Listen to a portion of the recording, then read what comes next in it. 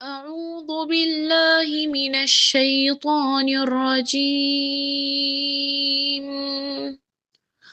بسم الله الرحمن الرحيم. نحن أولياؤكم في الحياة الدنيا وفي الآخرة ولكم فيها ما تشتهي أنفسكم ولكم فيها ما تدعون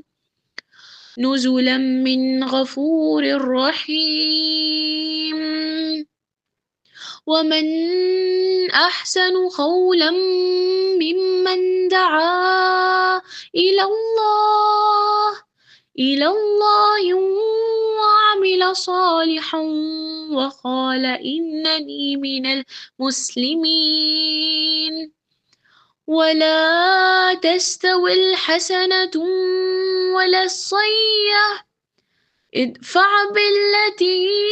هي أحسن فإذا الذي بينك وبينه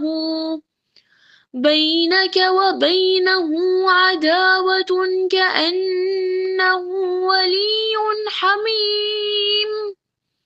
وما يلقاها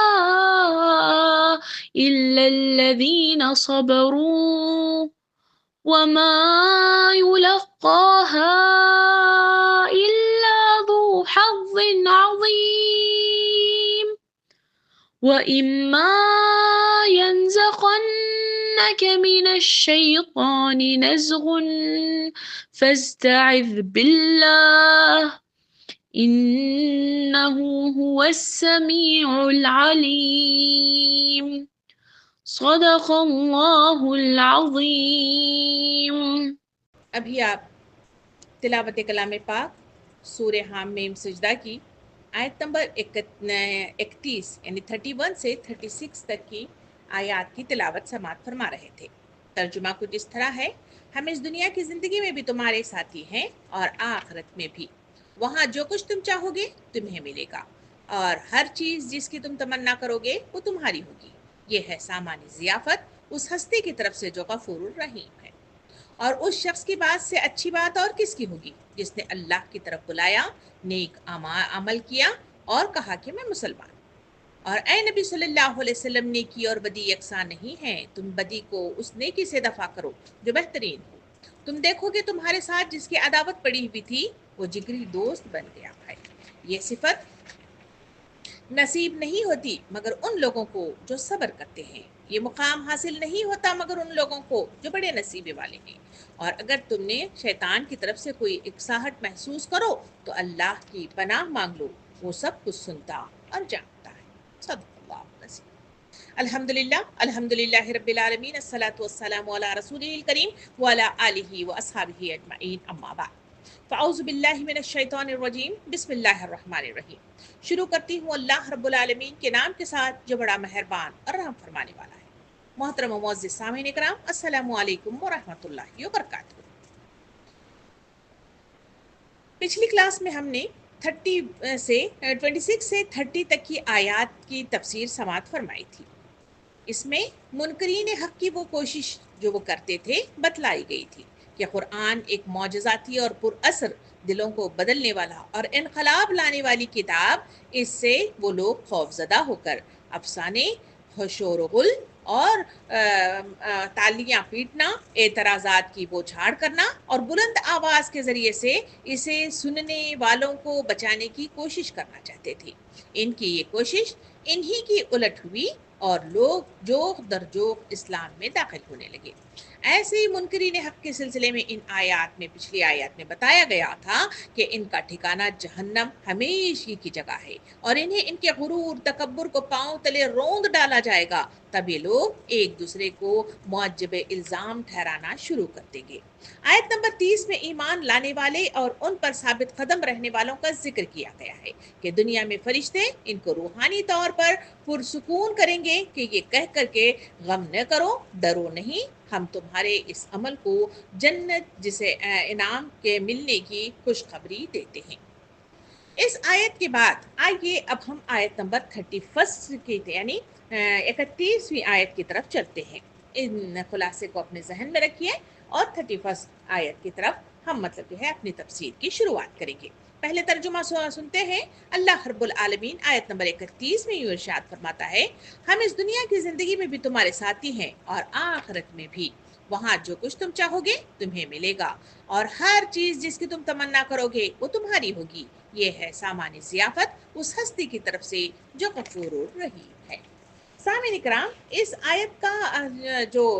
سلسلہ ہے وہ پچھلی آیت کا کنٹینیوشن ہے جو آیت نمبر 30 میں بیان کیا گیا تھا۔ یہ آیت جو ایمان لانے والوں کے بارے میں ہے جو آیت نمبر 30 ہی سے اس کی شروعات ہوئی تھی، اور خاص طور پر وہ لوگ ہیں جو اللہ پر کامل یقین رکھنے والے لوگ ہیں، ان کے احکامات پر چلنے والے لوگ ہیں اور آخرت پر یقین رکھتے ہیں۔ پچھلی آیت میں ہم نے دیکھا تھا کہ ایسے لوگوں کے سلسلے میں کہا گیا کہ جو فرشتے ہیں وہ فرشتے انہیں موت کی جب نوید دیے ہوئے ان پر جو ہے سایہ فگن ہوں گے تو اس وقت موت کے وقت ایمان لانے والوں کو یہ فرشتے تسلی دیں گے کہ ڈریے نہیں، ہم آپ کے سکون اور سلامتی اور جنت کی خوشخبریاں دیتے ہیں، ہم دنیا میں بھی تمہارے دوست ہیں اور آخرت میں بھی تمہارے دوست رہیں گے، جنت میں داخل کریں گے، سلام آپ کو بھیجیں گے اور آپ کی خدمت کا ذریعہ بھی ہم بنیں گے۔ یہ وہ چیز ہے جو پچھلی آیت سے لے کر یعنی آیت نمبر 30 سے لے کر اسی کا کنٹینیوشن اس آیت میں بھی ہمارے سامنے تفصیل سے آیا ہے کہ وہ دنیا میں بھی مطلب جو ہے جو ایمان لانے والوں کے ساتھی بنیں گے، روحانی طور پر انہیں سکون اور اطمینان مطلب جو ہے نصیب کریں گے، اور ساتھ ساتھ میں مطلب جو ہے انہیں موت کے وقت میں تسلی دیں گے کہ ڈرو نہیں، پریشان نہیں ہو، ہم تمہارے دوست اس دنیا میں بھی ہیں اور آخرت میں بھی تمہارے ساتھ ہم دوستی نبھائیں گے۔ سامعین اکرام، امام ابن کثیر رحمۃ اللہ علیہ اس آیت کی تفسیر بیان کرتے ہوئے یوں بیان کرتے ہیں کہ یہ آیت ایمان لانے والوں کے لیے فرشتوں کا خطاب ہے جو دنیا میں ان کی رہنمائی کرتے ہیں، ان کے اعمال کی حفاظت کرتے ہیں اور موت کے بعد سلامتی کی بشارت دیتے ہیں، اور آخرت میں ان کی معیت اور ان کی قربت انہیں جنت کی مزید لذت عطا کی جاتی ہے۔ اور حدیث مبارکہ میں حدیث قدسی نبی کریم صلی اللہ علیہ وسلم نے اس آیت کی تفسیر بیان کرتے ہوئے یوں ارشاد فرمائی کہ اللہ تعالیٰ فرماتا ہے، میں اپنے نیک بندوں کے لیے ایسی نعمتیں تیار کی ہیں جو کسی آنکھ نے نہیں دیکھی، جو کسی کان نے نہیں سنی اور نہ کسی انسان کے دل میں اس کا خیال آیا ہے۔ یعنی اس حدیث کے ذریعے سے اللہ رب العالمین نے اس آیت کی گہرائی کو مطلب ہمارے سامنے پیش کر دیا کہ اس آیت کے مفہوم کی گہرائی کو اس مطلب جو ہے حدیث کے ذریعے سے واضح طور پر ہمارے سامنے آتا ہے کہ جنت کی نعمتیں انسانی سوچ سے بھی زیادہ بلند ہیں۔ اسی بات کو مزید مطلب جو ہے نبی کریم صلی اللہ علیہ وسلم نے اپنے حدیث مبارکہ میں یوں ارشاد فرمایا کہ جنت میں ایک منادی کرنے والا ندا لگائے گا یعنی آواز لگائے گا، اے جنت والو تم ہمیشہ تندرست رہو گے، کبھی بیمار نہیں ہوگے، تم ہمیشہ زندہ رہو گے، کبھی نہ مرو گے، تم ہمیشہ جوان رہو گے، کبھی بوڑھے نہیں ہوگے، تم ہمیشہ نعمتوں میں رہو گے، کبھی محروم نہیں ہوگے۔ اس آیت کی تفسیر بیان کرتے ہوئے امام حسن بصری رحمۃ اللہ علیہ فرماتے ہیں کہ یہ آیت اس اولیاء کے لیے جو ہے تسلی کے طور پر پیش کی گئی ہے جو دنیا کی مشکلات میں ثابت قدم رہتے ہیں اور ان کا انجام راحت اور عزت ہے۔ سامعین اکرام، امام مجاہد مطلب جو ہے یوں مطلب جو ہے اس کی تفسیر بیان کرتے ہوئے کہتے ہیں کہ فرشتے کہتے ہیں کہ ہم دنیا میں تمہارے دلوں کو ایمان پر مضبوطی رکھتے ہیں اور آخرت میں جنت میں داخل کرنے والے بھی ہم ہی ہوں گے۔ یہ وہ پورا مرحلہ ہے جو ہمیں اس مطلب جو ہے دنیا کے اندر بھی اللہ رب العالمین کی طرف سے فرشتے ہمارا حساب کتاب لکھنے میں ہو، ہمیں رہنمائی کے طور پر جب کبھی ضرورت پڑے تو اس وقت فرشتے ہی مطلب جو ہے ان کا نزول ہوتا ہے اور ہماری مطلب جو ہے وہ مدد کرتے ہیں۔ یہ سامعین اکرام، اسی طرح جنت میں داخلے کے لیے یعنی موت کی آمد پر بھی فرشتے اور لے جانے والے بھی فرشتے اور وہاں مطلب جو ہے منکر نکر کی شکل میں بھی مطلب سوالات کرنے والے فرشتے اور اور پھر جنت میں مطلب جو ہے اچھی روحوں کے لیے استقبال کرنے والے بھی فرشتے اور بد روحوں کے لیے مطلب جو ہے لے جا کر جہنم کی طرف پھینک دینے والے بھی فرشتے ہی ہیں، جو اللہ رب العالمین ارشاد فرماتا ہے کہ نیک لوگوں کے لیے اس دنیا میں بھی ان کے لیے راحت اور رہنمائی مطلب جو ہے دی جاتی ہے، اور مطلب جو ہے جنت کی طرف رواں ہونے میں بھی ان کے لیے مطلب جو ہے فرشتوں کی وہ رہنمائی اور مدد مطلب جو ہے انہیں میسر آتی ہے۔ سامعین اکرام، اس آیت کی مزید تفصیل کے لیے سورہ یونس آیت نمبر 62 سے 64 کی آیات میں مزید اس کی طرف توجہ اس طرح ڈالی گئی ہے۔ ترجمہ کچھ اس طرح ہے کہ خبردار، بے شک اللہ کے دوستوں پر نہ کوئی خوف ہے اور نہ وہ غمگین ہوں گے جو وہ ایمان لائے اور پرہیزگار رہے، ان کے لیے دنیا کی زندگی میں بھی خوشخبری ہے اور آخرت میں بھی۔ سامعین اکرام، یہ مطلب جو ہے جو ذکر ہے ان لوگوں کے لیے ہے جو اس دنیا کے اندر اپنی مشن کی تکمیل کے لیے اللہ کے بتائے ہوئے احکام پر جم کر ڈٹ کر کھڑے رہنے والوں کے لیے، اپنے مطلب اعمال کو عمل صالح بنانے والے لوگوں کے لیے یہ خوشخبریاں دی گئی ہے۔ سامعین اکرام، سورہ رات آیت نمبر 23-24 میں بھی اللہ رب العالمین ارشاد فرماتا ہے، ترجمہ کچھ اس طرح ہے، وہ جنتی ہیں جس میں وہ داخل ہوں گے اور فرشتے ان کے پاس ہر دروازے سے آئیں گے اور کہیں گے کہ سلامتی ہو تم پر تمہارے صبر کی بدولت۔ اسی بات کو اسی آیت کی تفسیر بیان کرتے ہوئے امام رازی رحمۃ اللہ علیہ یوں مطلب جو ہے لکھتے ہیں کہ اس آیت سے معلوم ہوتا ہے کہ اللہ تعالیٰ نے فرشتوں کو ایک خاص منصب دیا ہے کہ وہ مومن کی زندگی کے ہر مرحلے میں اس کی روحانی حفاظت کرتے ہیں اور آخرت میں اس کے مقام کو مزید بلند کرتے ہیں۔ اسی بات کو امام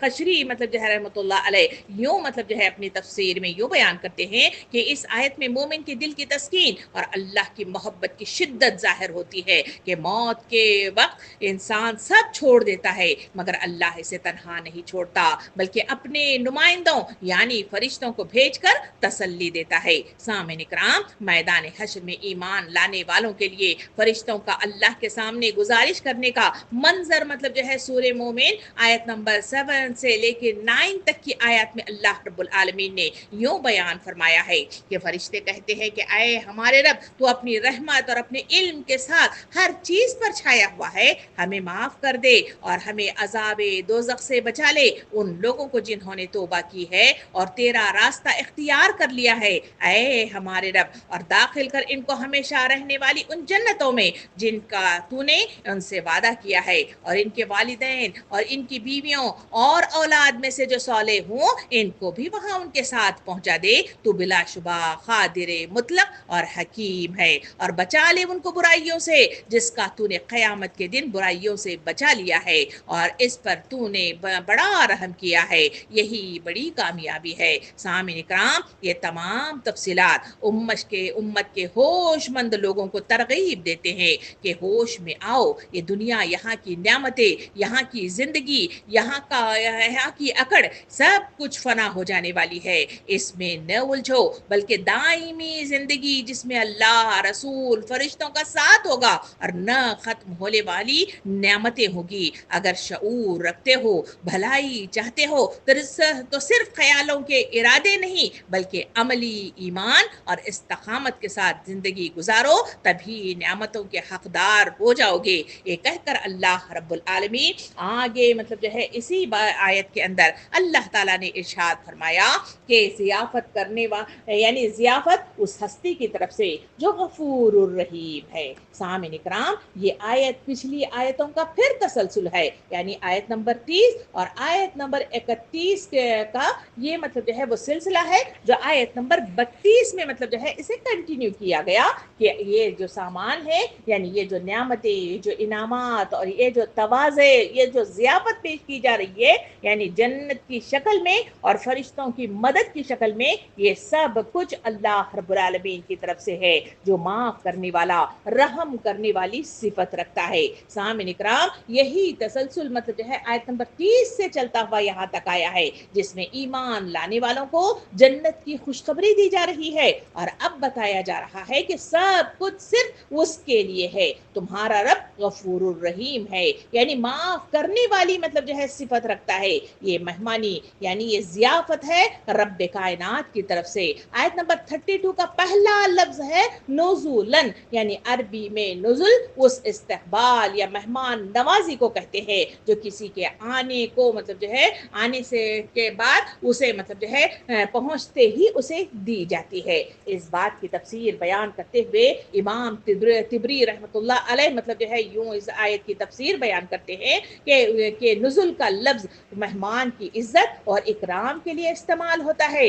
پھر کہا گیا کہ من غفور الرحیم، یعنی یہ جنت کی ضیافت اللہ کی بے انتہا مغفرت اور رحمت کا نتیجہ ہے، نہ کہ صرف انسان کے اعمال کا۔ اسی بات کو نبی کریم صلی اللہ علیہ وسلم نے حدیث مبارکہ میں یوں بیان فرمایا، تم میں سے کسی کو اس کا عمل جنت میں داخل نہ کرے گا۔ صحابہ کرام نے عرض کیا یا رسول اللہ صلی اللہ علیہ وسلم آپ کو بھی نہیں؟ فرمایا آپ صلی اللہ علیہ وسلم نے مجھے بھی نہیں، الا یہ کہ اللہ اپنی رحمت سے ڈھانپ لے۔ سامعین اکرام، یہ حدیث اس آیت کی مفہوم کو واضح کرتی ہے کہ جنت اللہ کی رحمت اور مغفرت کی وجہ سے ملے گی، محض عمل پر غرور نہیں کرنا چاہیے۔ امام بصری رحمۃ اللہ علیہ اسی کی تفسیر بیان کرتے ہوئے یوں بیان کرتے ہیں کہ اللہ تعالیٰ نے جنت کو اپنی رحمت سے پیدا کیا ہے اور اسے اپنے دوستوں کے لیے تیار کیا ہے۔ یعنی یہاں پہ جو ضیافت کے سلسلے میں مطلب بات کرتے ہوئے اللہ تعالیٰ فرماتا ہے کہ اس کی یہ اس ہستی کی طرف سے جو غفور الرحیم یعنی معاف کرنے والی صفت ہے، صرف تمہاری اعمال کی بدولت تم جنت میں جانے والے نہیں ہو۔ امام بصری رحمۃ اللہ علیہ کے بعد امام فخر الدین رازی رحمۃ اللہ علیہ اس کی تفسیر بیان کرتے ہوئے یوں بیان کرتے ہیں، یہ آیت انسان کو سکھاتی ہے کہ عمل ہر مطلب جو ہے عمل پر فخر نہیں کرنا چاہیے، کیونکہ اللہ کی رحمت پر نظر رکھنی چاہیے، کیونکہ اگر وہ مطلب جو ہے معاف نہ کرے تو کوئی جنت کے قابل نہیں ہے۔ اور شیخ سعدی رحمۃ اللہ علیہ فرماتے ہیں کہ جب تک انسان اللہ کی مغفرت اور رحمت کا مطلب فقیر نہ بنے، اس وقت تک حقیقت میں اس کا دل اللہ کی ضیافت کے قابل نہیں بنتا۔ مزید اس کی تفسیر بیان کرتے ہوئے امام غزالی رحمۃ اللہ علیہ فرماتے ہیں کہ جنت کی نعمتوں کا اصل مقصد دل کو دنیا کی محبت سے آزاد کرنا ہے۔ جب انسان کو یقین ہو جائے کہ اصل نعمت اللہ کی رضا اور قربت ہے تو اس کے دل سے دنیا کی ہرس ختم ہو جاتی ہے۔ حدیث قدسی میں ہے کہ نبی کریم صلی اللہ علیہ وسلم نے ارشاد فرمایا، اللہ تعالیٰ فرماتا ہے اے میرے بندو، اگر تمہارے اگلے پچھلے انسان سب جن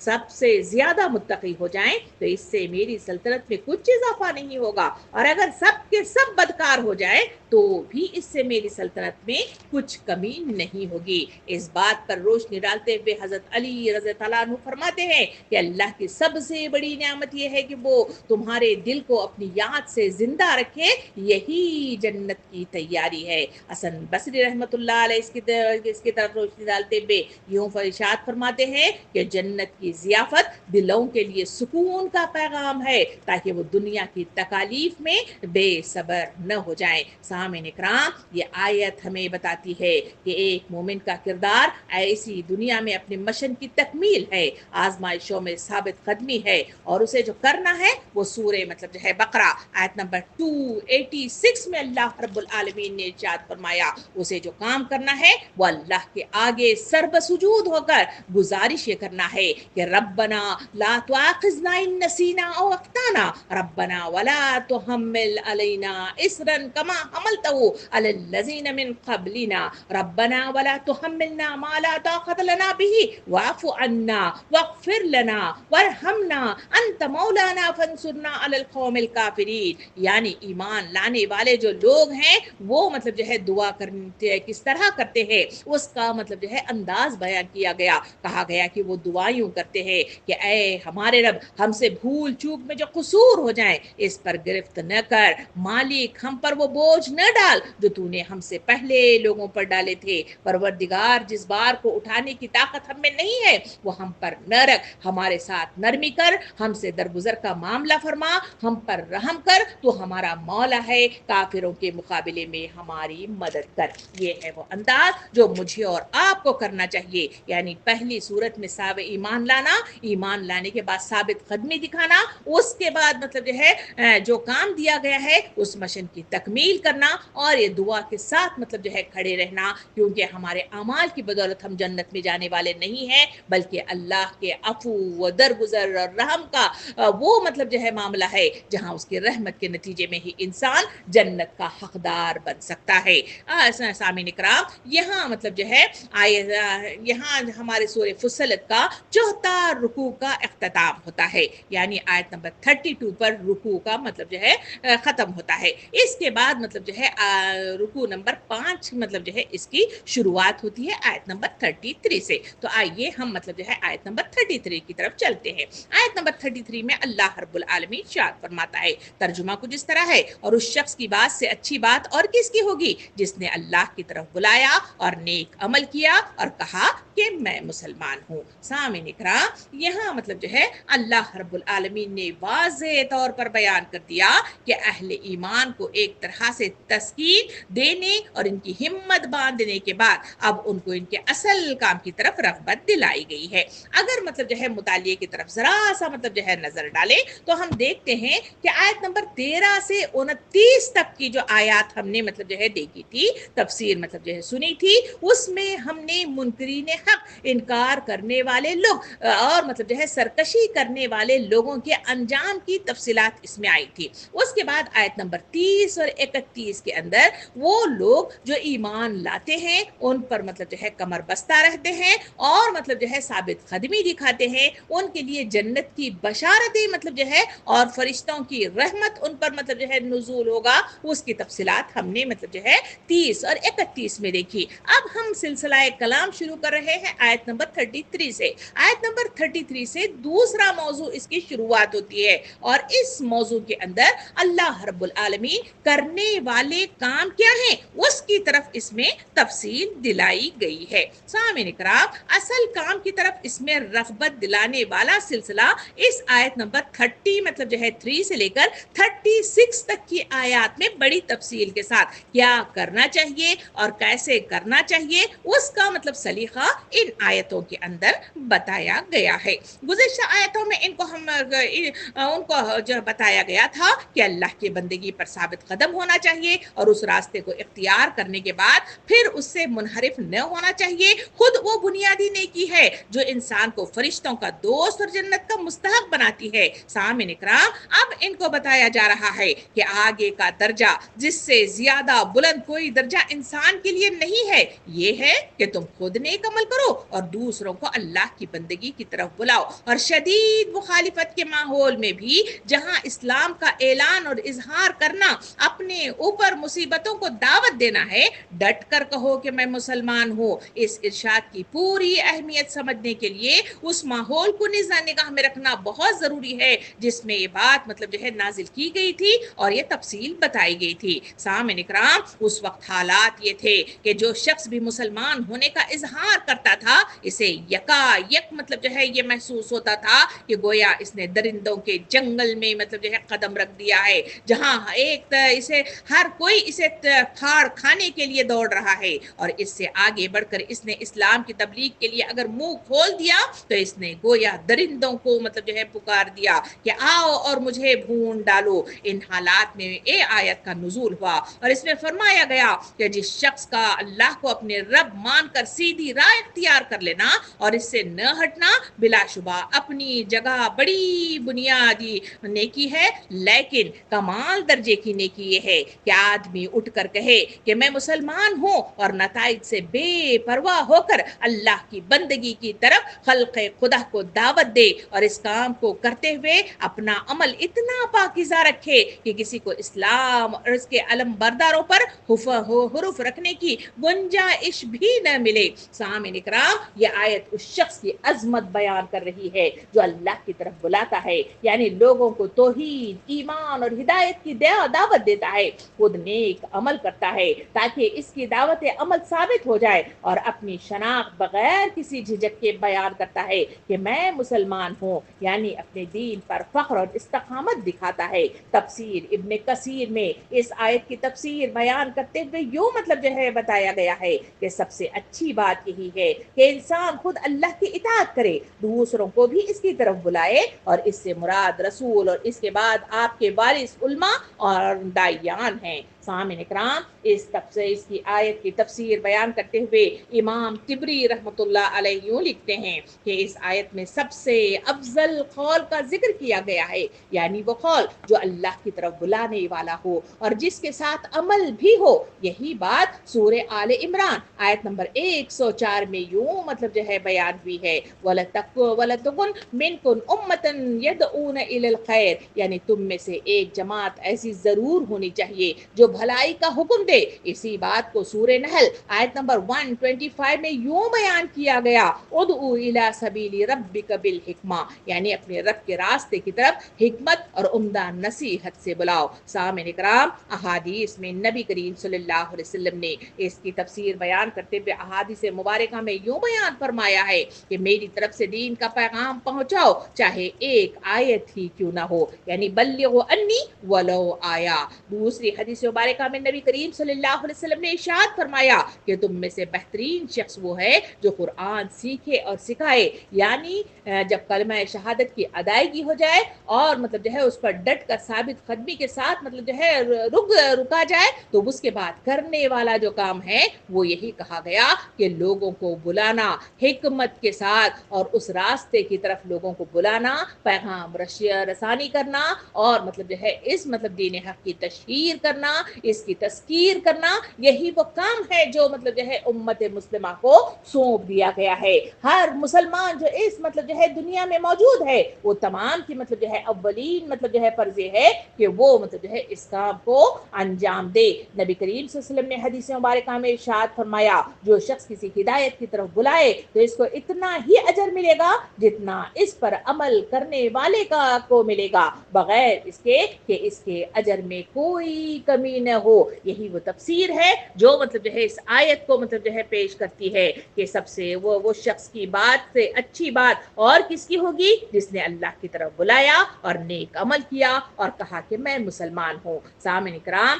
اسی بات کو امام حسن بصری رحمۃ اللہ علیہ مطلب جو ہے یوں بیان کرتے ہیں کہ سب سے بہتر انسان وہ ہے جس کی زبان اور عمل دونوں لوگوں کو اللہ کی طرف بلائے۔ امام ابن قیم رحمۃ اللہ علیہ اس کے سلسلے میں یوں بیان فرماتے ہیں کہ دعوت اللہ سب سے افضل عبادت ہے، کیونکہ یہی انبیاء کی راہ ہے، کیونکہ انبیاء کرام نے یہی طریقہ اپنایا اور مطلب جو ہے صحابہ کرام نے یہی طریقہ اپنایا، داعیان اسلام اولو الامر لوگوں نے یہی طریقہ اپنایا، تبھی کہے جا کر اسلام مشتقر آپ تک پہنچا ہے۔ امام رازی رحمۃ اللہ علیہ اس آیت کی تفسیر بیان کرتے ہوئے یوں بیان کرتے ہیں کہ اس آیت میں 3 صفات کا بیان ہوا ہے۔ نمبر 1 قول حسن، یعنی خوبصورت ترین کلام۔ نمبر 2 عمل صالح، یعنی عمل کی سچائی۔ نمبر 3 اعلان اسلام، یعنی مطلب جو ہے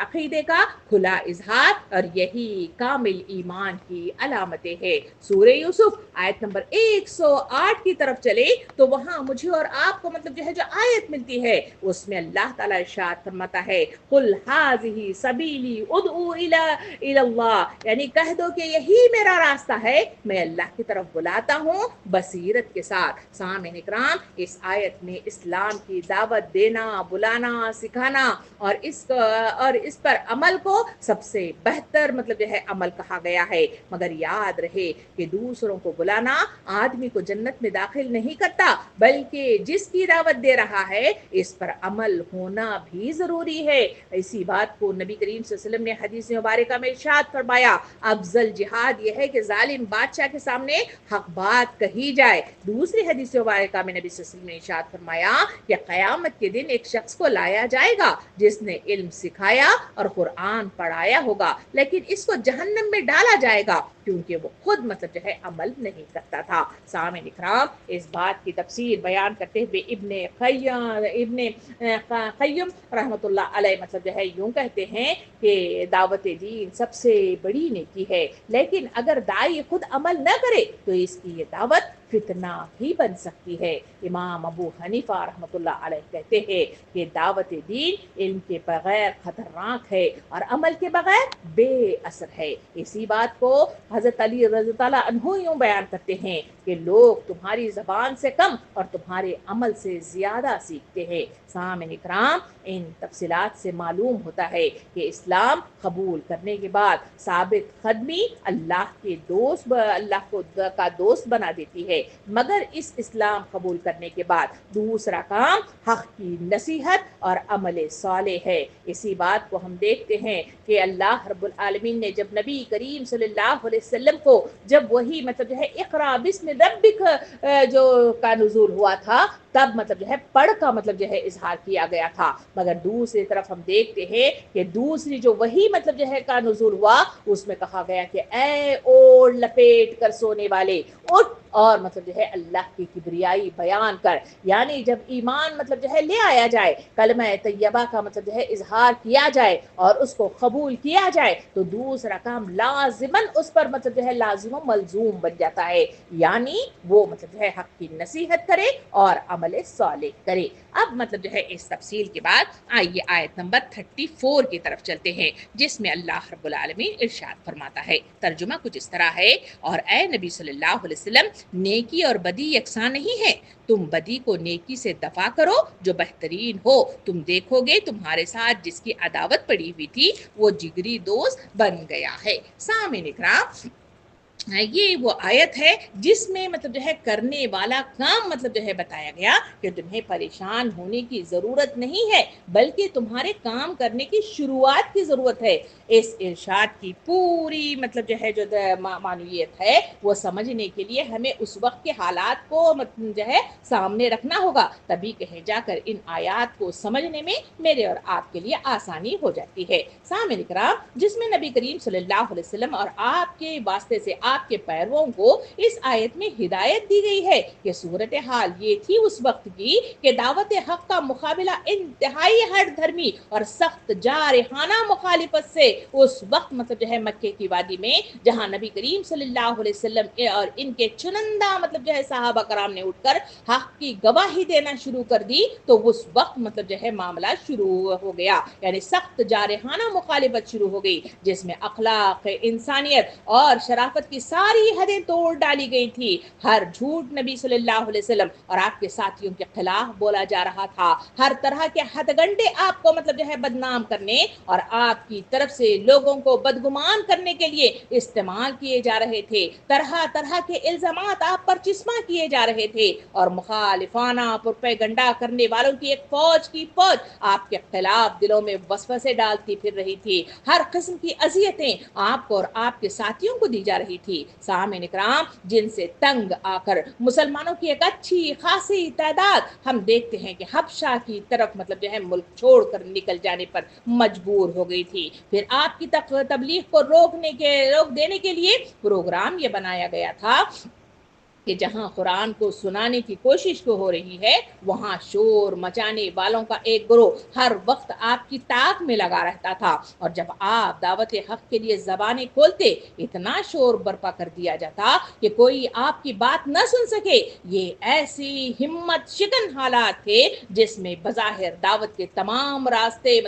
بند نظر آتے تھے۔ اس وقت مخالفین کے توڑنے کا یہ نسخہ حضور کریم صلی اللہ علیہ وسلم کو بتایا گیا، جو اس آیت کے ذریعے سے ہمارے سامنے آتا ہے۔ سامعین اکرام، پہلی بات اس میں یہ فرمائی گئی کہ نیکی اور بدی بالکل یکساں نہیں ہے، بلکہ بظاہر تمہارے مخالفین بدی کا کیسا ہی خوفناک طوفان اٹھا لائے ہیں، جس کے مقابلے میں نیکی بالکل عاجز اور بے بس محسوس ہوتی ہے، لیکن بدی بجائے خود اپنے اندر وہ کمزوری رکھتی ہے جو آخر کار اس کا بھٹا بٹھا کر ہی رہتی ہے، کیونکہ انسان جب تک انسان ہے اس کی فطرت بدی سے نفرت کیے بغیر نہیں رہ سکتی۔ بدی کے ساتھی ہی نہیں، خود اس کے علم بردار تک اپنے دلوں میں یہ جانتے ہیں کہ وہ جھوٹے ہیں، ظالم ہیں اور اپنے اغراض کے لیے ہر دھرمی کر رہے ہیں۔ یہ چیز دوسروں کے دلوں میں ان کا وقار پیدا کرنا تو درکنار ہے، انہیں خود اپنی نظروں سے گرا دیتی ہے۔ سامعین اکرام، ان کے اپنے دلوں میں ایک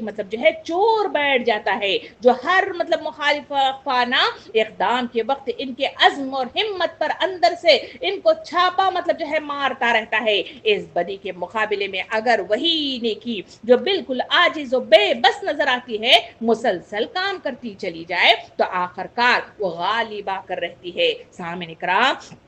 کیونکہ اول تو نیکی میں بجائے خود ایک ہی طاقت ہے جو دلوں کو مسخر کرتی ہے، اور آدمی خواہ کتنا ہی بگڑا ہوا ہو اپنے دل میں اس کی قدر محسوس کیے بغیر نہیں رہ سکتا. پھر جب نیکی اور بدی آمنے سامنے مصروف پیکار ہو جائیں اور کھل کر دونوں کے جوہر پوری طرح نمایاں ہو جائیں، ایسی حالت میں تو ایک مدت کی کشمکش کے بعد کم ہی لوگ ایسے مطلب جو ہے باقی رہ جاتے ہیں جو بدی سے متفرق مطلب جو ہے ہو کر اور نیکی سے مطلب جو ہے گرویدان ہو جائے. ہم دیکھ رہے تھے کہ جہاں حبشہ کی طرف جانے والے مطلب جو ہے جو مہاجرین تھے ان کو مطلب جو ہے دربار حبشہ میں بلایا گیا. نجاشی نے جب سوال کیا اور ان کے کردار مطلب جو ہے ہمارے سامنے آئے تو مطلب جو ہے نہ ماننے والا شخص بھی ان کے اپنے اخلاق کی بدولت وہ مطلب جو ہے ان کا گرویدہ بن گیا تھا. سامعین کرام، اس آیت میں دوسری بات یہ فرمائی گئی ہے کہ بدی کا مقابلہ محض نیکی سے نہیں بلکہ اس نیکی سے کرو جو بہت اعلیٰ درجے کی ہو. یعنی کوئی شخص تمہارے ساتھ برائی کرے تو تم اس کو معاف کر دو تو یہ محض نیکی ہے. اعلیٰ درجے کی نیکی یہ ہے کہ تم سے برا سلوک تم کوئی کرے تو تم موقع آنے پر اس کے ساتھ احسان کا معاملہ کرو. یعنی یہ دوسری چیز بہتر انداز میں کرنے اور اعلیٰ درجے کی نیکی اختیار کرنے کی مطلب جو ہے ترغیب دلائے گی. تب کہیں جا کر تمہارے وہ دشمن تمہارے جگری دوست بن جائیں گے. سامعین کرام، اس کا نتیجہ یہ بتایا گیا ہے کہ بدترین دشمن بھی آخر کار جگری دوست بن جائے گا. اسی لیے یہی انسانی فطرت ہے کہ گالی کے جواب میں آپ خاموش رہ جائیں تو بے شک یہ ایک نیکی ہوگی، مگر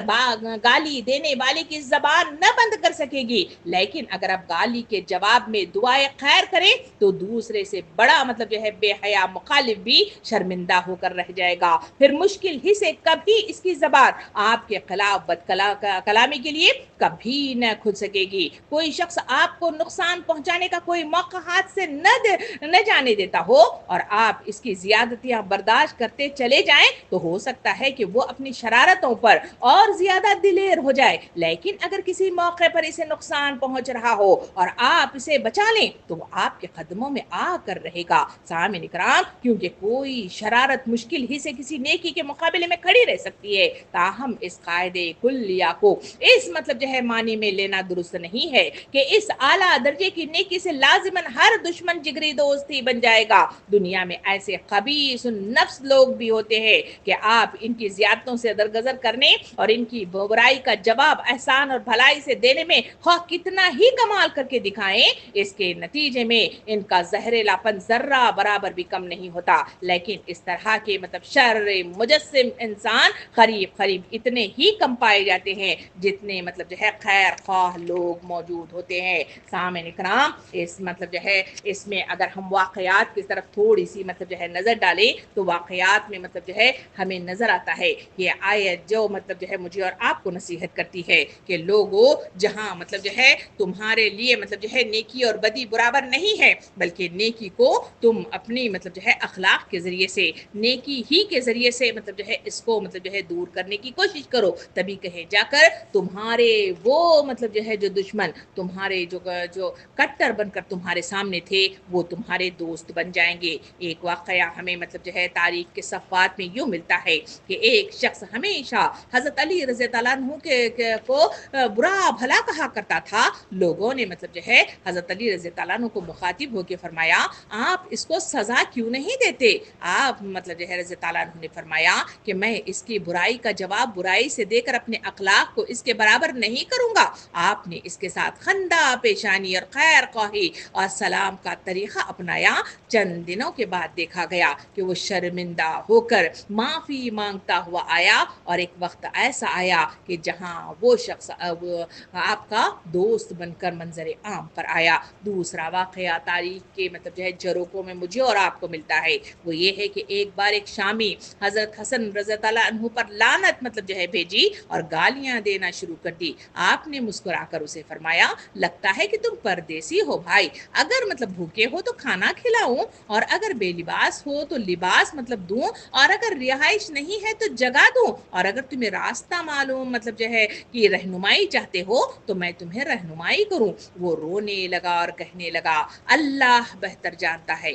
کہنے لگا کہ اللہ بہتر جانتا ہے کہ نبوت اور امامت کس خاندان کو دینی ہے۔ سامعین اکرام، یہ واقعات مجھے اور آپ کو بتاتے ہیں کہ ثابت قدم ہونے کے بعد اپنے دل پر جبر کرنا اور وہ صفت عالیہ پیدا کرنا جو مجھے اور آپ کو اسلام مطلب جو ہے دیتا ہے، اور اس کا رویہ اختیار کرنا دشمن سے دشمن کٹر پنتھی کو بھی ہمارا دوست بننے پر ضرور مطلب جو ہے مائل کر دیتا ہے۔ آئیے ایک اور واقعہ سنتے ہیں، وہ ہے زین العابدین کے سلسلے میں، کہ یہ واقعہ یوں آتا ہے کہ ایک شخص نے امام کو خوب مطلب جو ہے سخت الفاظ میں گالیاں دینا شروع کر دی۔ آپ نے فرمایا اگر میرا وہ عیب واقعی جو تو بیان کرتا ہے اگر ہے تو اللہ مجھے معاف کر دے، اگر نہیں ہے تو اللہ تمہیں معاف کر دے۔ وہ شخص حیران و شیش در رہ گیا اور پھر فوراً شرمندہ ہو گیا۔ تاریخ بتاتی ہے کہ وہ شرمندگی کے ساتھ معافی مانگنے لگا اور دوست بن گیا۔ سامعین اکرام، یہ مطلب جو ہے ادفی فلتی ہی احسن کا جو طریقہ ہے وہ مطلب جو ہے صبر ہے، درگزر ہے، خندہ پیشانی ہے، دعا ہے اور اخلاق کی بلندی ہے، جو اس آیت کی تفصیل کے ساتھ ہمارے سامنے آتی ہے کہ دعوت اللہ کا کام دراصل وہ بہترین کام ہے جس کو انبیاء، صحابہ، اولیاء اور داعیان نے اختیار کر کے دنیا کو پیغام حق سے آشنا کروایا تھا۔ سامعین اکرام، یہ ہے وہ تفصیل جو آیت نمبر 34 میں مجھے اور آپ کو بتایا گیا کہ ایمان لانے کے بعد، ثابت قدمی دکھانے کے بعد جو تمہارا کام ہے وہ ہے کہ حق کی گواہی دینا اور کہہ دینا کہ میں مطلب جو ہے مسلمان ہوں۔ اس کے بعد معاملات اپنے اخلاق کو بہتر بنانے کے ہیں، جہاں اخلاق کی بہتری کے ساتھ تم مطلب جو ہے سامنے والے کو درگزر کا معاملہ اختیار کرتے ہوئے حسن اخلاق کے ساتھ مطلب پیش آؤ، تمہارے وہ دوست بن جائیں گے اور اس کے دل تک رسائی تمہاری ممکنات میں سے ہوگی۔ آئیے 35 کی طرف چلتے ہیں۔ آیت نمبر 35 میں اللہ رب العالمین یوں ارشاد فرماتا ہے، ترجمہ کچھ اس طرح ہے، اللہ تعالیٰ فرماتا ہے یہ صفت نصیب نہیں ہوتی مگر ان لوگوں کو جو صبر کرتے ہیں، اور یہ مقام حاصل نہیں ہوتا مگر ان لوگوں کو جو بڑے نصیبے والے ہیں۔ سامعین اکرام، ان مطلب جو ہے آیات میں 2 باتوں کا تذکرہ کیا گیا ہے۔ پہلی چیز بتائی گئی کہ وہ مطلب جو ہے یہ صفت جو مطلب جو ہے اللہ رب العالمین کو مطلب جو ہے بہت زیادہ پسند ہے، جس کے نتیجے میں جنت میسر آ سکتی ہے، وہ ہے صبر۔ اور دوسرا مطلب جو ہے اس میں بیان کیا گیا کہ جس کے نتیجے میں مطلب جو ہے ایک مقام حاصل ہو جاتا ہے اور ایک بلندی مطلب جو ہے اسے مل جاتی ہے اور اس کی عظمت کا حصول ہوتا ہے، وہ مطلب جو ہے جو چیز بیان کی گئی کہ وہ مقام مطلب جو ہے حاصل ہوتا ہے مگر بڑے نصیبے والوں کے لیے ہے۔ سامعین اکرام، یہاں مطلب جو ہے اللہ رب العالمین تفصیل کے ساتھ ہمارے سامنے آیت نمبر 35 میں مطلب جو ہے یوں بیان کرتا ہے کہ یہ قانون فطرت ہے کہ جہاں مطلب جو ہے انسان مطلب جو ہے آگے بڑھنے کی کوشش کرتا ہے، اللہ رب العالمین مطلب جو ہے اس کے آگے آزمائشوں کے پہاڑ مطلب جو ہے لگا دیتے ہیں، اور آزمائشوں کی کامیابی انسان کے برداشت اور صبر ہی کے نتیجے میں حاصل ہوتی ہے۔ سامعین اکرام، یعنی یہاں جو نسخہ پیش کیا گیا ہے بڑا کارگر ہے، اگر اسے استعمال کرنا کوئی ہنسی کھیل نہیں ہے، اس کے لیے بڑے دل گردے کا کام ہے۔ بظاہر تو زبان میں بڑا ہی آسان لگتا ہے مگر اس کا اختیار کرنا، اس کو مطلب جو ہے ثابت کرنا اور اس پر جم کے کھڑے رہنا اور دل پر جبر کرنا بڑے مطلب جو ہے جان جوخم کا کام ہے اور بڑے دل گردے کا کام ہے۔ اسی وجہ سے اس میں تو کہا گیا کہ یہ صفت حاصل نہیں ہوتی مگر ان لوگوں کو جو صبر کرنے والے لوگ ہیں۔ سامعین کرام، اس کے لیے بڑے عزم، بڑے حوصلے، بڑے قوت برداشت اور اپنے نفس پر بہت بڑا قابو توجہ درکار ہے۔ وقتی طور پر ایک آدمی کسی بدی کے مقابلے میں بڑی نیکی برت سکتا ہے، یا یہ کوئی غیر معمولی بات نہیں ہے، لیکن جہاں کسی شخص کو سال ہا سال تک لگاتار اس پر ان باطل پرستوں کے شرارتی مقابلوں میں حق کی خاطر لڑنا پڑے، جو اخلاق کی کسی حد کو پھلانگ جانے میں تامل نہ کرتے ہوں اور پھر طاقت اور اختیارات کے نشے میں بھی مست ہو رہے ہوں، اور وہاں بدی کا مقابلہ نیکی اور وہ بھی اعلیٰ درجے کی نیکی سے کرتے چلے جانا، اور کبھی ایک مرتبہ بھی ضبط کی بھاگیں ہاتھ سے نہ چھوڑنا کسی معمولی آدمی کے بس کا کام نہیں ہے۔ یہ کام وہی شخص کر سکتا ہے جو ٹھنڈے دل سے حق کی بلندی کے لیے کام کرنے کا پختہ عزم رکھتا ہو، جس نے پوری طرح سے اپنے نفس کو عقل و شعور کے تابع کر لیا ہو، اور جس کے اندر نیکی و راستی ایسی گہری جڑیں پکڑ چکی ہوں کہ مخالفت کی کوئی شرارت و خباثت بھی اسے اس کے مقام بلند سے نیچے اتار لانے میں کامیاب نہ ہو سکتی ہو۔ دوسری اس میں صفت بتائی گئی، یہ مقام حاصل نہیں ہوتا مگر ان لوگوں کو جو بڑے نصیبے والے ہیں۔ سامعین کرام، یہ قانون فطرت ہے کہ بڑے ہی بلند مرتبے کے انسان اس صفت سے متصف ہوا کرتا ہے، اور جو شخص یا صفات رکھتا ہے اسے دنیا کی کوئی طاقت بھی کامیابی کی منزل تک پہنچنے سے نہیں روک سکتی۔ یہ کسی طرح ممکن نہیں ہے کہ گھٹیا درجے کے لوگ اپنے کمینہ چالوں کے ذریعے سے اور ذلیل ہتھ گنڈوں کے ذریعے سے اور ریک حرکتوں سے ان کو شکست دے سکے۔ اسی وجہ سے تو اس میں کہا گیا کہ تمہیں وہ نصیب نہیں ہوتا مگر تمہاری وہ سپر کوالٹی ہے، وہ ہے برداشت اور اخلاق حسنہ کی صفت جو اپنے اندر پیدا کرتے ہیں۔ نبی کریم صلی اللہ علیہ وسلم نے حدیث مبارکہ میں اس بات کو سمجھاتے ہوئے یوں ارشاد فرمایا، اللہ کسی بندے کو معاف کرنے پر عزت عطا فرماتا ہے۔ دوسری حدیث میں فرمایا گیا، طاقتور وہ نہیں جو کشتی میں غالب آ جائے، بلکہ طاقتور وہ ہے جو غصے کے وقت اپنے نفس پر قابو پائے۔ تیسری حدیث مبارکہ میں فرمایا، جو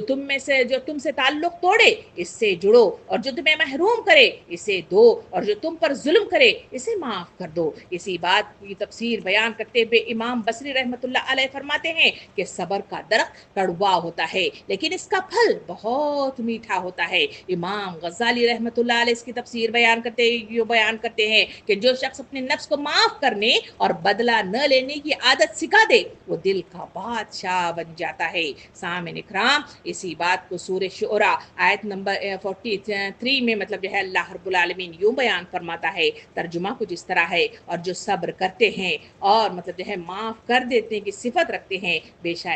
شک یہ بڑے حوصلے کے کاموں میں سے ہے۔ سورہ نور آیت نمبر 22 میں بھی اس صفت کو بیان کرتے ہوئے یوں بیان کیا گیا، ترجمہ کچھ اس طرح ہے، اور چاہیے کہ وہ درگزر کرے اور معاف کرے، کیا تم نہیں چاہتے کہ اللہ تمہیں معاف کر دے؟ یہ ہے وہ صفت عالیہ جو نصیب ہوتی ہے ان لوگوں کو جو اس درجے کی اپنے اندر وہ قوت پیدا کرتے ہیں اور اپنے اندر وسعت پیدا کرتے ہیں، آنے والی زندگی کے لیے اس دنیا کے اندر فنا فی الاسلام بن جاتے ہیں، تو تبھی کہیں جا کر یہ صفت ان کے اندر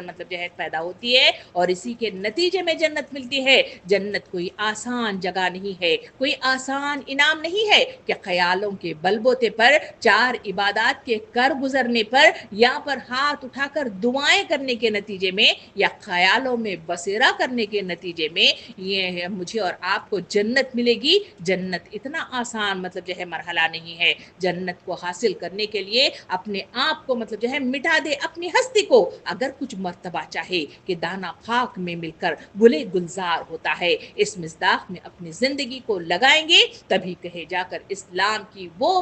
قوت میسر آئے گی، اسی کے نتیجے میں ایمان بالخیر پر ہمارا خاتمہ ہوگا، اور اسی کے نتیجے میں جنت میں سیدھے ہاتھ میں نامہ اعمال ملے گا، اور اسی کے نتیجے میں جنت کی وہ آواز سنائی دے گی کہ ارجی الی ربک کی صدا کے ساتھ داخل جنت کر دیا جائے گا۔ سامعین اکرام، اس بات کے بعد آئیے آیت نمبر 36 کی طرف چلتے ہیں۔ اللہ رب العالمین ارشاد فرماتا ہے، اللہ تعالیٰ فرماتا ہے، اور اگر تم شیطان کی طرف سے کوئی اکساہٹ محسوس کرو تو اللہ کی پناہ مانگ لو، وہ سب کچھ سنتا اور جانتا ہے۔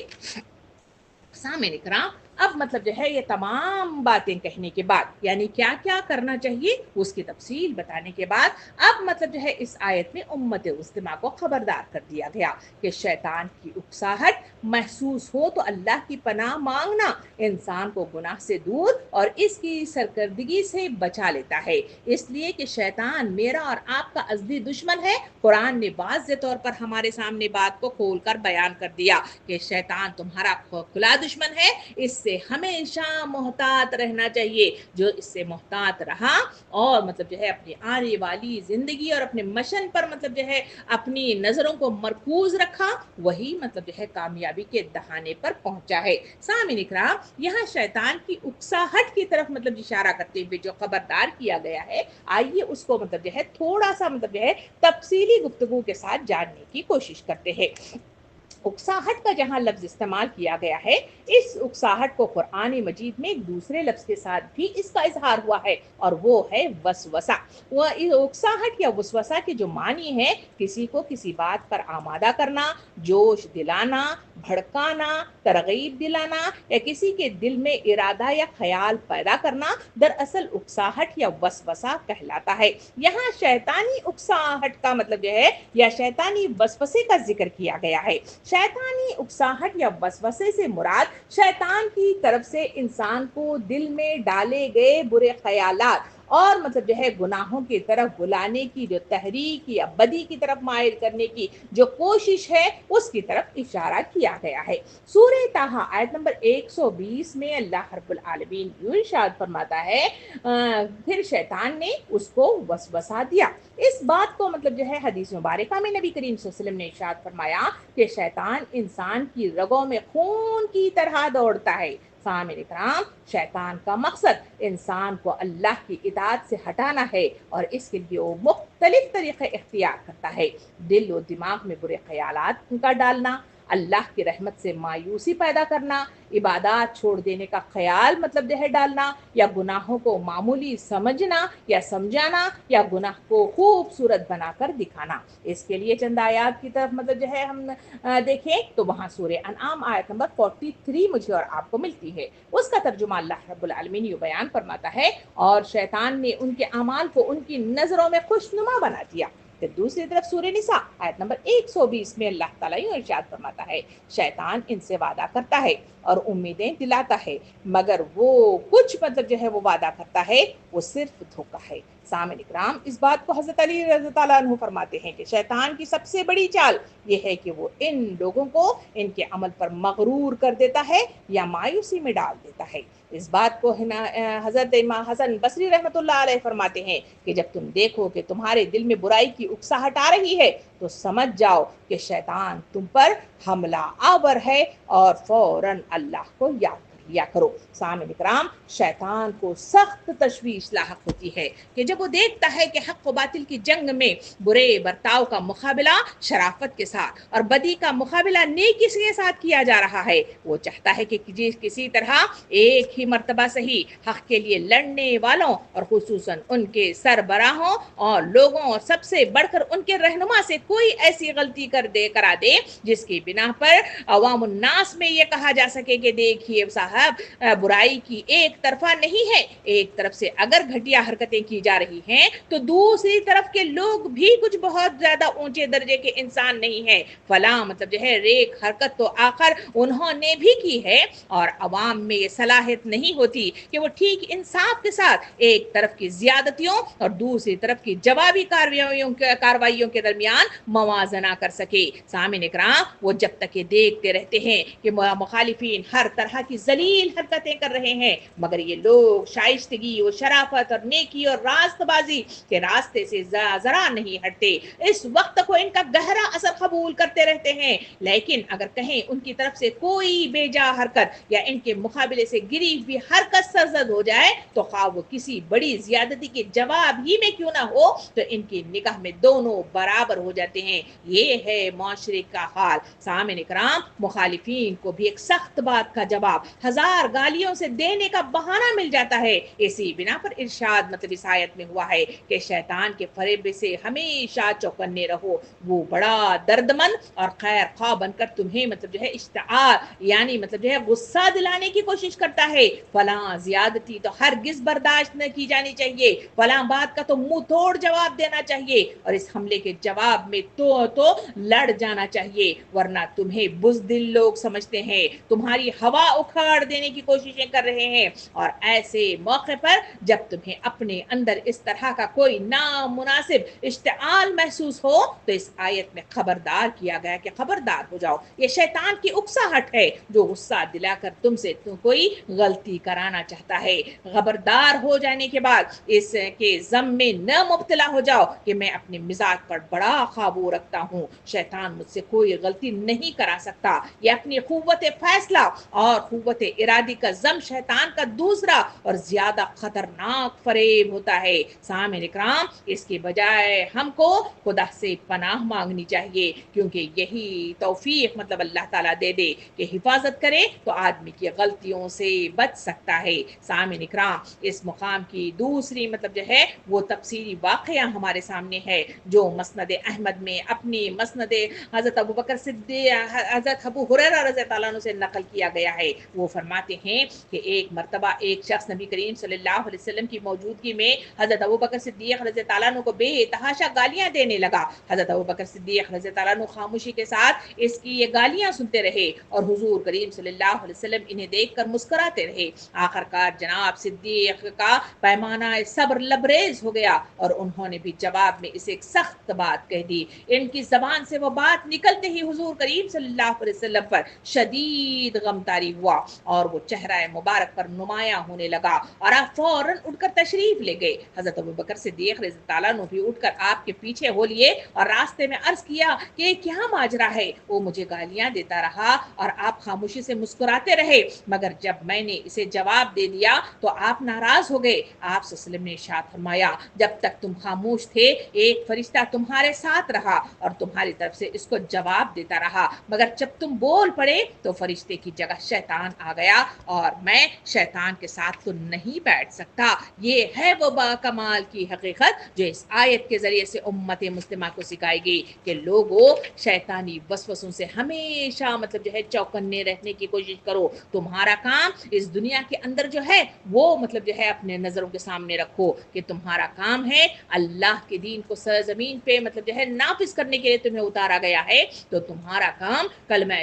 شہادت کی گواہی دینا، اس پر ثابت قدمی اختیار کرنا، اس کے بعد ادعو الی سبیل ربک بالحکمہ کی مطلب جو ہے تلقین حق کرنا، یہ تمہارا وہ کام ہے جس کے لیے تمہیں بروئے کار لایا گیا ہے۔ دنیا کی نعمتیں عطا کی گئی ہیں، تمہیں سہولتیں عطا فرمائی گئی ہیں، تمہارے جسم کی قوتیں تمہیں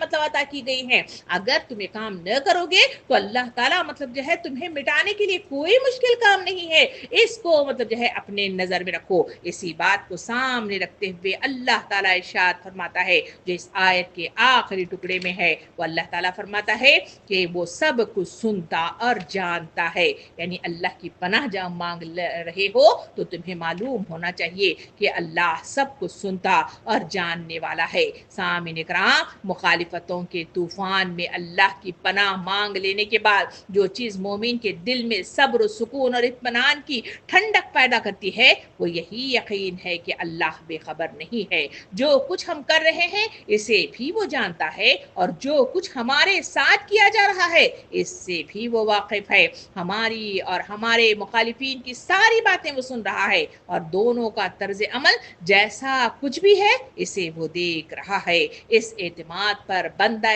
مومن اپنے اور دشمنان حق کا مقابلہ اللہ کے سپرد کر کے پوری طرح مطمئن ہو سکتا ہے۔ یہ ہے وہ مطلب انداز کریمہ جو امت مسلمہ کو ایک سکون کی شکل میں، ایک تسلی کی شکل میں، ایک ہمت کی شکل میں اللہ رب العالمین عطا کرتا ہے۔ کہتا ہے کہ تمہیں معلوم ہونا چاہیے کہ تمہارا جو کام ہے اس پر تم فوکس کرنے کی کوشش کرو اور بقیہ سارے کاموں پر جو لوگ تم پر زیادتیاں کرتے ہیں، جو لوگ تم پر ظلم کرتے ہیں، جو لوگ تم پر مطلب جو ہے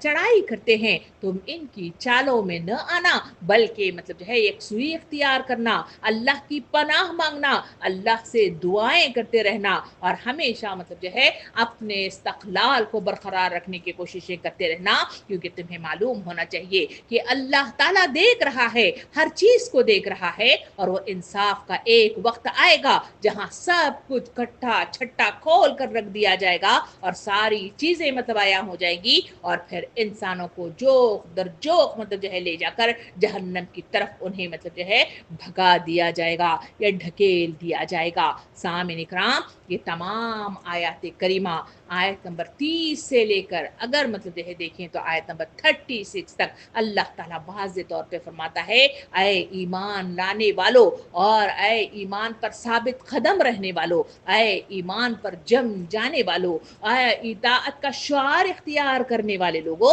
تمہارے لیے کوئی غم، کوئی مطلب جو ہے پریشانی کی بات نہیں ہے، تمہارے لیے تو جنتیں کھلی پڑی ہوئی ہے، تمہارے لیے جو کرنے کے کام ہیں وہ یہی ہے کہ تم مطلب جو ہے جم کر کھڑے ہو جاؤ، اللہ کا کلمہ بلند کرو، اور اس کے لیے مطلب جو ہے اپنے آپ کو فنا فی الاسلام بنا دو، اسی میں مطلب جو ہے تمہاری راحت ہے۔ آج ان آیتوں کو سامنے رکھنے کے بعد جو عبرت پذیری کا جو مطلب جو ہے حال نظر آتا ہے، امت مسلمہ اس سے خالی ہو گئی ہے۔ ہم سیرت کی طرف نظر ڈال کے دیکھیں، سیرت کریمہ بتاتی ہے کہ جہاں مٹھی بھر لوگ مطلب جو ہے اٹھ کر کھڑے ہو گئے تھے نبی کریم صلی اللہ علیہ وسلم کی آواز پر، ان پر کیسے کیسے ظلم ڈھائے گئے، کیسی کیسی زیادتیاں کی گئی، کیا کیا کچھ چھینا گیا، خود ان کے بچے ان سے چھین لیے گئے، ان کے اہل و عیال ان سے چھین لیے گئے، ان کی جائیداد، ان کی گھر، سب کچھ مطلب جو ہے چھین لیا گیا، وہ تنے تنہا مطلب جو ہے اکیلے خالی ہاتھ مطلب جو ہے مدینے کی طرف رواں ہو گئے تھے۔ لوگ سمجھتے تھے کہ یہ مطلب جو ہے ان پر جنگ بدر، جنگ احد مطلب جو ہے منظر عام پر آئی، تو وہ سمجھتے تھے کہ ان پر جو چڑھائی ہے ان کا خاتمہ کر دیا جائے گا، مگر آج ہم دیکھتے ہیں کہ وہی مٹھی بھر لوگ تھے جنہوں نے مطلب جو ہے اللہ کی رضا پر اس مطلب جو ہے آیات کریمہ کے صفات عالیہ کے مطابق اپنی زندگی کو ثابت کر کے دکھایا، تو ان کو بر اعظم ان کے پیروں کے مطلب جو ہے دھول بن کر مطلب جو ہے ان کے سامنے آ کر پٹک دیے گئے۔ اور آج بھی ہم تا اسلامی تاریخ کی طرف نظر دوڑا کر دیکھیں تو یہ آیات کریمہ بتاتی ہے جہاں مطلب جو ہے لوگوں نے ان آیات کے مطابق اپنی عملی زندگی کو ثابت کر کے دکھایا، وہی مطلب کامیاب ہوئے اور دنیا میں مطلب چھا گئے۔ آج دنیا کے مطلب جو ہے حال یہ ہے کہ آج ہم اس کو چھوڑ چکے ہیں، اپنے مشن کو ہم بھول گئے ہیں، اپنے مقصد سے ہم مطلب جو ہے دور ہو گئے ہیں، ہماری نظر، ہم مطلب جو ہے ڈرے ہوئے لوگ ہیں، ہم باطل سے ڈرتے ہیں، موت سے ڈرتے ہیں، موت سے بھاگنے کی کوششیں کرتے ہیں، مگر ہمیں معلوم ہونا چاہیے کہ اللہ سنتا اور جانتا ہے، انصاف مطلب جو ہے لازماً آئے گا، اگر ہم نے کام کیا ہے تو ہم اچھے لوگوں میں شمار ہو کر جنت کا انعام ملے گا، اور اگر کام نہیں کیا ہے تو پھر انہی لوگوں میں شمار کیے جائیں گے جو اس سے پہلے آیت نمبر مطلب جو ہے 13 سے 29 تک کی آیات ہمارے سامنے آئی تھی، اور وہ تھی کہ منکر حق جنہیں کہا گیا کہ اسی میں شمار کر کے جہنم کی دہکتی ہوئی آگ کا ایندھن بنا دیے جائیں گے۔ فیصلہ آیات کریمہ، ہدایت اور مطلب رہنمائی میرے اور آپ کے سامنے پیش کی گئی ہے، اسے جو اختیار کرے گا، دل میں اتارے گا، اس کے مطابق مطلب جو ہے اپنا عمل پیرا مطلب جو ہے ہو کر اپنی مطلب جو ہے شخصیت کو منظر عام پر لے آئے گا، وہ یا تو مطلب جو ہے جنت کی طرف رواں ہوگا یا پھر جہنم کی طرف ڈھکیل دیا جائے گا۔ فیصلہ آپ کے ہاتھ میں ہے، سوچئے، ان آیات کو سامنے رکھتے ہوئے غور کیجئے۔ اللہ تعالیٰ سے دعا ہے کہ مجھے اور آپ کو سننے، سمجھنے، عمل کرنے کی توفیق عطا فرمائے، اور جم کر کھڑے ہونے والے اور مطلب جو ہے شعوری احساسات کے ساتھ ان صفات عالیہ جو صحابہ کرام کے اندر تھی ویسے صفات عالیہ اور ان آیات کریمہ کے صفات عالیہ میرے اور آپ کے اندر پیدا کرے۔ آمین۔ وآخر دعوانا ان الحمد للہ رب العالمین۔